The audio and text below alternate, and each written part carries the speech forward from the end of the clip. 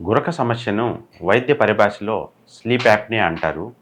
గురక ఎందుకొస్తుంది అంటే, మామూలుగా నిద్రపోతున్నప్పుడు గాలి అనేది ముక్కు నుంచి ఇక్కడ మీరు గమనించగలిగితే ముక్కు నుంచి ఇలా గొంతు ద్వారా ఇలా వోకల్ కార్డ్స్ ద్వారా ఊపిరితిత్తులకి వెళ్తూ ఉంటది. ఈ వెళ్ళే మార్గంలో ఎక్కడైనా సరే అబ్‌స్ట్రక్షన్స్ ఏర్పడినప్పుడు ఏమవుతుందంటే, అక్కడ ఉన్నటువంటి కణజాలాలు కొద్దిగా రాపిడికి గురయ్యి, అక్కడ అధిక ఒత్తిడి వచ్చి గురక అనేటువంటి శబ్దం వస్తుంది. అప్పుడు యూజువల్‌గా ఏందంటే, ముక్కులో ఏమన్నా అడ్డంకులు ఉన్నప్పుడు ఆటోమేటిక్‌గా నోటి ద్వారా గాలి తీసుకోవడానికి ప్రయత్నిస్తారనమాట. ఎప్పుడైతే నోటి ద్వారా గాలి తీసుకోవడానికి ప్రయత్నించినప్పుడు, అదేవిధంగా యూజువల్‌గా ఊపిరితిత్తుల్లో ఉన్నటువంటి వాయునాళాలు గూడా తక్కువ వ్యాకోచం వల్ల ఆ శ్వాస తీసుకునేటువంటి ప్రయత్నంలో గొంతు, మెడ దగ్గర ఉన్నటువంటి కండరాలు కూడా కొద్దిగా అలజడికి గురయ్యి గురక అనేటువంటి వస్తుందనమాట.